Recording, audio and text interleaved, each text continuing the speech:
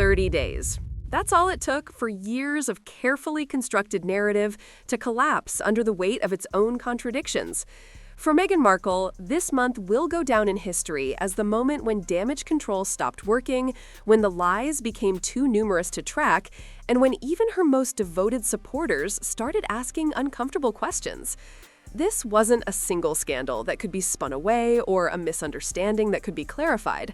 This was a cascade of revelations, each one building on the last, each one exposing another layer of deception, until the entire facade came crashing down.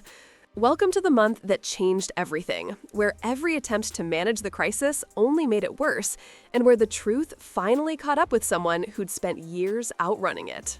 The month kicked off with what should have been a routine promotional interview for their Netflix project. Meghan sat there with that carefully practiced authenticity, the slightly tilted head, the meaningful pauses, and told the world that she and Harry had minimal creative control. They were just names on the credits, she insisted, letting the real creatives do their work. It sounded humble, almost noble. But within hours, the first leak dropped. Production emails showing Meghan personally approving and rejecting interview subjects, re-editing entire segments herself, even writing specific dialogue. One email, sent at 2 in the morning, ran 5 paragraphs detailing exactly how a particular scene should be recut to make her look more sympathetic. The damage control was immediate but clumsy, a statement about collaborative involvement that satisfied exactly no one. And then came the voice memos, actual recordings from production meetings where you could hear Meghan saying, "This is my narrative. I won't compromise the vision." The first lie was exposed before the damage control even had time to breathe. But that was just the opening act. As journalists started digging into the Netflix mess, someone decided to look deeper into the Archewell Foundation's finances. What they found was devastating. Tax filings showing that the foundation had collected $13 million in donations, money given by well-meaning people who thought they were supporting charitable causes. But only $3 million had actually gone to charity work, 3 out of 13. The other $10 million disappeared into administrative costs, consulting fees, operational expenses. The kind of overhead that charity watchdogs call alarming and potentially fraudulent. Meghan's team moved fast, issuing statements about building infrastructure and long-term investment, all the right buzzwords. But then reporters started comparing Archewell's overhead to similar-sized foundations and found that most operate on 10 to 15% overhead, not 77%. And when they looked at who was receiving those consulting fees, they found firms owned by friends of the Sussexes, personal friends being paid millions through a charitable foundation. The damage control shifted to attacking the reporting as biased, but you can't spin documentary evidence. The numbers were right there in the public filings. As the Archewell scandal was still burning, Meghan made an appearance at a veterans fundraiser. Should have been safe territory. Harry's work with wounded veterans was one of the few areas where they had genuine credibility. But then she claimed credit for bringing the Invictus Games to North America, describing it as her vision and her networking that made it happen. The backlash was instantaneous and brutal. Veterans groups released statements, politely but firmly, pointing out that Invictus had been planned for North America years before Meghan entered the picture. Corporate sponsorships secured, venues booked, everything locked in while she was still doing cable TV in Toronto. Her role had been showing up for photos. That's it. The damage control this time was almost comical. Planted stories about private donations to veterans charities that somehow could never be verified. Anonymous sources claiming she'd given hundreds of thousands but was too humble to publicize it. When journalists asked for documentation, the sources went silent. The stories disappeared. Another scandal, another failed cover-up. And then came the revelation that tied everything together and made people go back and question every single thing they'd been told. Court documents from an unrelated case got unsealed, and buried in the filings was evidence that Meghan had been shopping a reality show featuring Archie and Lilibet to streaming networks. Not recently, back in 2021.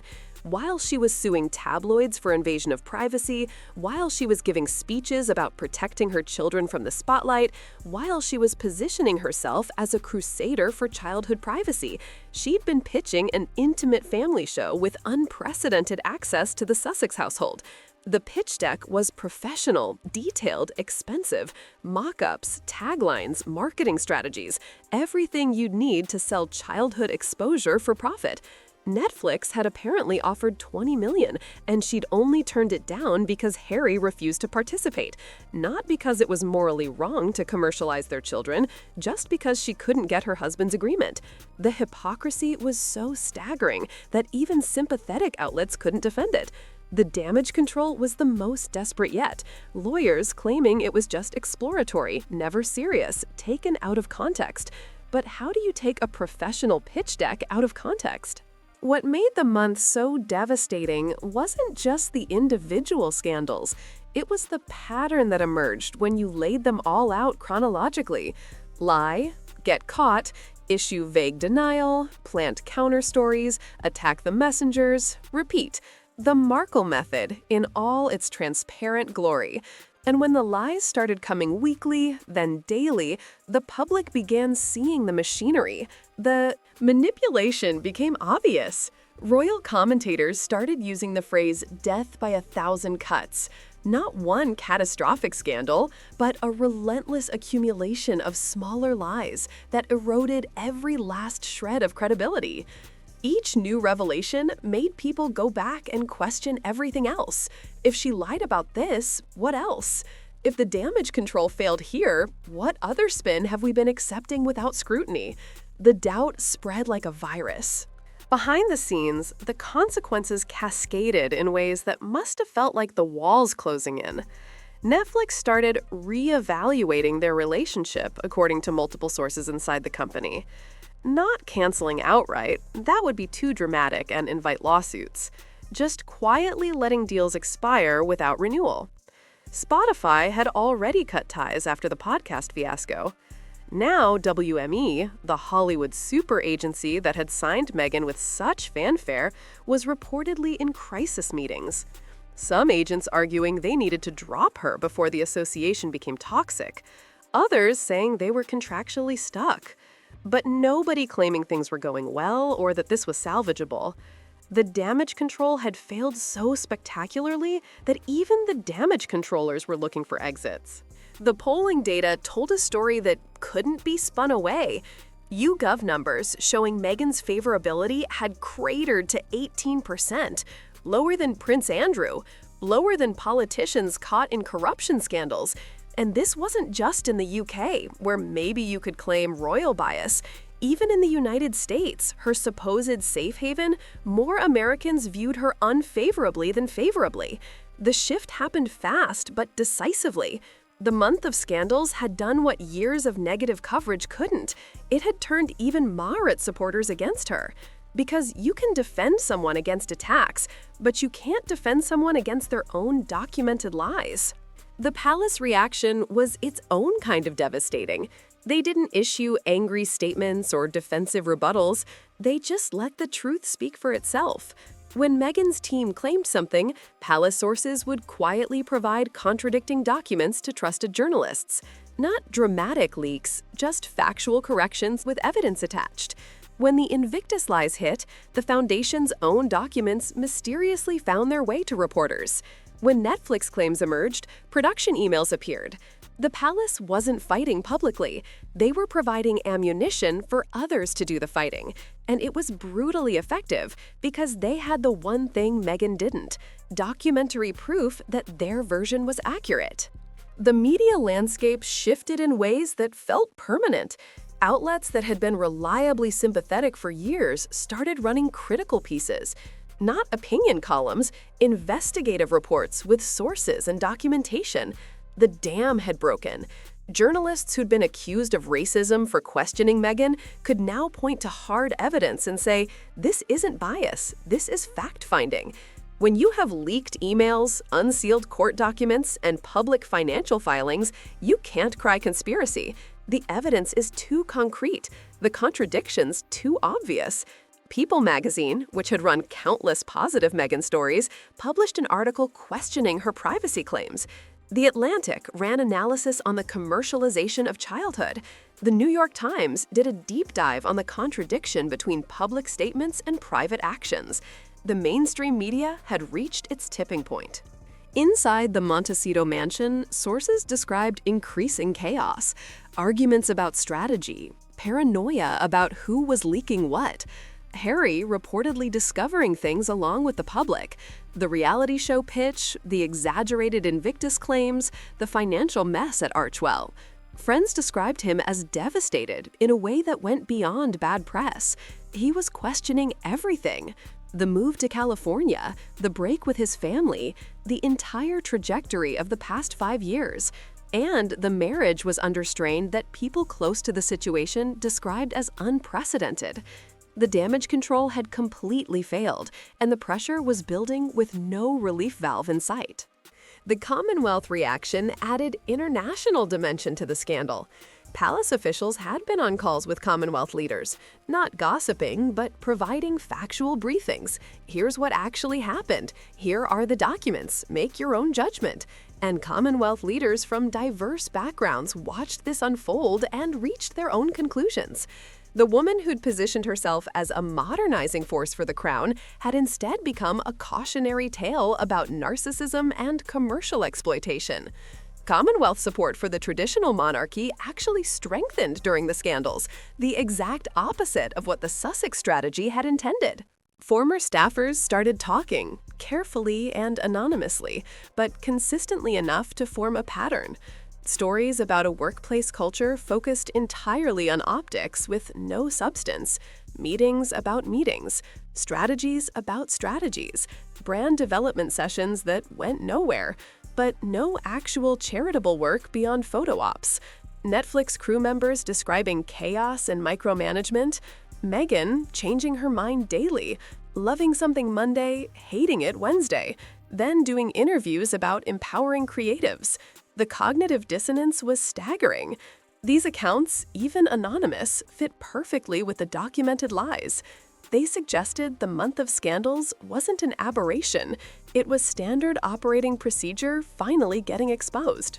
Financial analysts painted a grim picture of the Sussex finances. The Montecito mansion costs about $4 million annually in upkeep and taxes. Security runs another $2 to $3 million. Add staff, PR teams, lawyers for multiple lawsuits, and the burn rate becomes astronomical. Meanwhile, income streams were drying up faster than anyone predicted. The desperation explained the escalating lies, claiming credit for Invictus, hoping to attract donors, fudging Archewell numbers, trying to appear philanthropic for partnerships, lying about Netflix involvement, trying to seem relevant for future deals. It was all about survival, keeping money flowing long enough to figure out the next move. But the more desperate the lies became, the more transparent they were. And the more transparent they were, the faster opportunities disappeared, a death spiral in slow motion. The palace's legal strategy became clear as the month progressed. Quiet injunctions filed without fanfare, trademark applications for Prince Archie and Princess Lilibet mysteriously blocked, commercial partnerships involving royal associations facing legal challenges from crown lawyers, Netflix receiving carefully worded letters about title usage rights. These weren't aggressive moves designed for headlines, they were surgical strikes, closing off monetization avenues. And the brilliant part? The family never said a word publicly. The lawyers did the talking, the bureaucracy did the fighting, all while maintaining that famous dignified silence. They were systematically dismantling the Sussex commercial empire without ever appearing to be vindictive. Prince William's response was particularly telling. He gave a speech about duty and service that never mentioned Harry once, not a single reference. Like his brother had been erased from the narrative entirely. The subtext was obvious. Being written out completely is worse than being criticized. William wasn't angry anymore. He was done.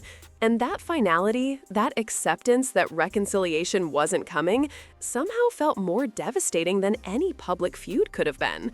Catherine launched a children's mental health initiative right in the middle of the scandals, talking about protecting kids from commercialization without ever saying Meghan Markle. She didn't have to. Everyone understood exactly what and who she was talking about. King Charles reached his breaking point during the Archewell revelations. Watching his grandchildren's trust fund potentially being funneled through questionable charitable finances was the final straw. The door he'd kept open for 3 years quietly closed. Not with announcements, just bureaucratic efficiency. Trust fund access modified, security reviews initiated, legal teams examining every commercial use of titles. One courtier described his mood as ice-cold determination, not emotional, just methodical in protecting the institution. The damage control from the Sussex side kept trying to play the victim card, but it was wearing dangerously thin. There are only so many times you can cry persecution before people stop listening. The extended royal family piled on in their own subtle ways. Sarah Ferguson talked about honoring the institution that gives you privilege. Princess Anne made pointed comments about the difference between working royals and celebrities in royal clothing. Minor royals, who normally stay quiet, made carefully worded statements about duty. It was coordinated without being obvious, a united front without explicitly naming the target.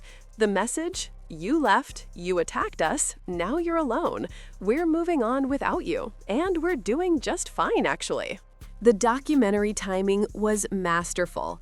Right as Meghan was being exposed for commercial exploitation of her children, the palace granted unprecedented access to filmmakers documenting William and Catherine's charitable work. The contrast wasn't subtle. Here's what real royalty looks like: service without monetization, privacy with purpose, duty over deals. Every carefully composed shot was a rebuke to everything the Sussexes represented. And the palace made sure that footage went everywhere: international networks, streaming platforms, social media. Narrative management on a global scale. Social media became a battlefield. Twitter exploded with hashtag royal exploitation and Meghan lies trending globally. Millions of mentions within days. Influencers from various movements posted video essays dissecting the ethical implications. Meme accounts turned the scandals into satirical content that spread virally. The algorithmic amplification of negative sentiment drove advertisers away in droves. Brands that might have considered partnerships froze negotiations. The damage control team tried fighting on social media, but you can't win against an algorithm trained to amplify outrage. And when the outrage is based on documented facts, it becomes unstoppable. The historical record angle shouldn't be underestimated. Palace archivists were carefully documenting everything: the measured responses, the attempts at reconciliation, the institutional protections deployed only after provocation. Meanwhile, Meghan's shifting stories, contradictory statements, and commercial desperation were all being archived and dated. When historians write about this era decades from now, they'll have access to palace records showing restraint and accuracy. They'll see the Sussex side showing chaos and deception. History won't be kind, and the palace is making absolutely certain of that. Religious and moral authority weighed in subtly but significantly. Senior clergy delivered sermons about honesty, the sanctity of charitable work, protecting children, all in churches with royal connections during the peak of the scandals. The moral authority of crown institutions was being quietly mobilized. In a country that may be increasingly secular but still respects certain traditions, that carries enormous weight. The damage control couldn't combat moral authority. You can fight PR battles, but you can't fight the Archbishop of Canterbury's gentle reminder about truthfulness in public life. Perhaps most devastatingly, the palace weaponized kindness. When asked about the Sussexes, family members expressed sadness, not anger; hope for reconciliation, not bitterness; wishes for well-being, not condemnation. It's impossible to maintain a victim narrative when your supposed oppressors keep saying they love you and want you to be happy. Every angry Sussex statement looked petty against this backdrop of royal graciousness. Every accusation seemed paranoid when met with expressions of concern. Emotional jujitsu perfected over centuries. The month of scandals exposed something fundamental that can't be unexposed. Meghan Markle is not who she's claimed to be, not the humanitarian, not the protective mother, not the truth teller. She's someone who built a public persona on manufactured narrative, selective truth, and outright lies when convenient. And once that trust is broken, it cannot be repaired. You can't rebrand your way out of being exposed as fundamentally dishonest.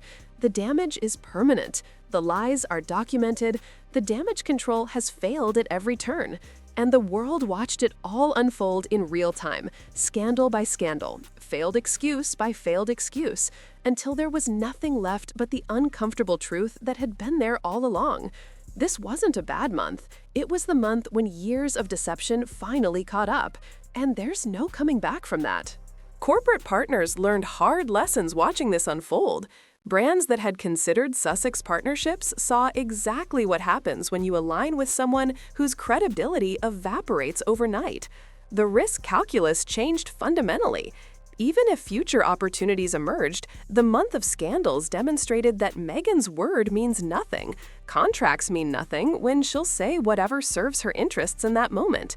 Legal teams at major corporations started advising against any Sussex association, not because of controversy, but because of unpredictability. You can manage controversy. You can't manage someone who might contradict herself 3 times in the same week and expect you to defend each version. The children emerged as the most tragic element in this entire catastrophe. Archie and Lilibet didn't choose any of this. They're being raised by parents who see them as brand assets rather than just kids. Growing up in an environment where every moment might be content, every photo opportunity a potential revenue stream. Child psychologists who specialize in celebrity offspring talk about the long-term damage this causes. The difficulty forming authentic relationships when your value has been tied to marketability since before you could walk. The trust issues that develop when parental attention feels conditional on performance or utility.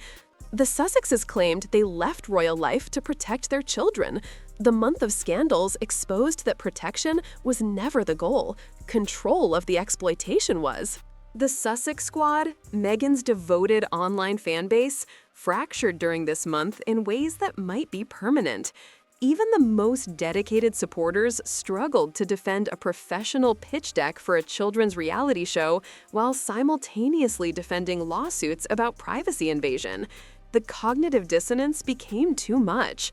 Some doubled down, retreating into conspiracy theories about palace manipulation and media bias, but many quietly stepped back, stopped posting, unfollowed Sussex-related accounts.